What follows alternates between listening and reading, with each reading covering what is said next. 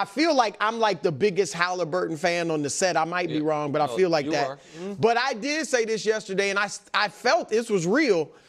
I kind of felt like about Haliburton being in this year's club superstar, kind of. Like I felt about Brunson last year. Like he's about to get there, but it feels maybe a little premature. And so some people are certainly going to argue today it's a bit premature for Haliburton. But like you said, Nick, his value is not based on his points. Now, he didn't play well at all last night, but it's not just based on his points.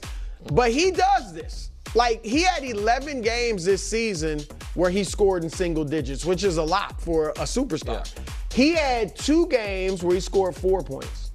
And I'm talking about he played, like, not like he got injured in 11 minutes. 2 games where he had 2 points. And 2 games where he had no points. Like, so he's prone to do this. I don't think he'll do it back-to-back nights. He better not. And I think, Nick, look, and one thing good about Club Superstar is people go in and out. Yeah. If he plays like he did last night in the next 2 games and they lose, he's not a superstar right now. He's not. He'll get it back next year, but he would not be a superstar. That's right. He'd have to leave the club if they lose this series. Even if he plays great. If he I plays don't see great, how he plays great and they lose 3 in a row. Well, the next 2. That's fair. He has but if he plays mediocre and they lose, they got to win this. Can I throw I guess 2 points. One is an insane stat. The first one's not an insane stat. It's this series been odd for him because he has had 2 borderline historic performances. Game 1, the stat line was really good, but the historic performances, the comeback, the shot, the iconography of the choke, all that. And then Game 4 literally was a stat line, the likes of which we had only seen a handful of times in NBA history. The other 3 games, he has not been good. Right. Game 2, he had 2 points in the first half. Game 3, he was mediocre and they lost. And Game 5, he was downright bad. So it's that his series averages are almost meaningless because it's been like an A game with an A triple plus ending, an A triple plus game, and then sandwiched in between on the other side of them have been bad games. The other one is I think it was on Zach Lowe's great new podcast, but I'm not sure. I heard someone just say in passing, Haliburton splits based on whether he makes or misses his first shot of the game are stunning. Oh, really? So I had Josh look it up. This season, Tyrese Haliburton, if he makes or misses the first shot he takes. That's interesting. His points drop 7.5 points. His field goal percentage drops 11 points. He takes almost 3 fewer shots, and his 3-point percentage plummets. Interesting. That's stunning, right? That it's just if he makes his first shot, he has a big game and he's feeling good. And if he doesn't, he goes more into distributor mode and he doesn't play that well. For the record, this is how I play too.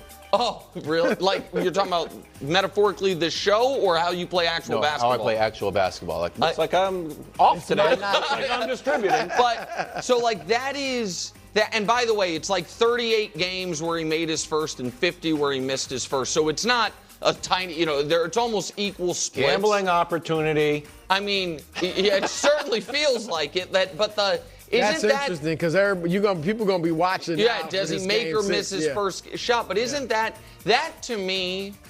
And when you add to it that he said early in the year one of the reasons he was struggling was essentially he was too online reading what was said about him or whatever. It speaks to me about a guy that even though he exudes this massive confidence and swagger and is mocking Brunson's 3-point celebration and doing the Reggie stuff, he might question a little bit, am I a superstar? Which is odd. I hear you because that makes sense. But he's so clutch. He's so clutch. One of the things, not to get on a tangent, I always admired about Kevin Durant. And everybody would rip him for, the burner accounts and saying he's mental, that's a sign of mental weakness. I actually thought it was a sign of mental toughness. The fact that he could constantly read people ripping him to shreds, go back at him, and still go out there and play great basketball, he did not let that stuff ever get in his head, and that's mental strength to me. I wonder, just to have a different angle on that, I wonder what it would look like with the shot selection.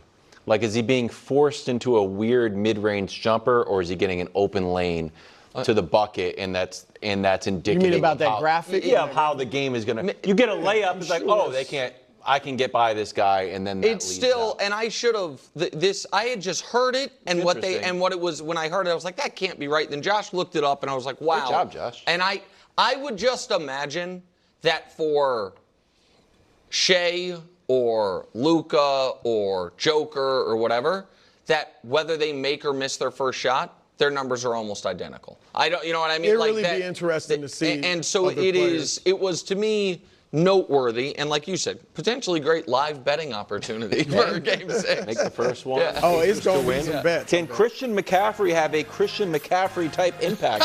You mean Saquon on FS1 and the Fox Sports Channel on Sirius XM.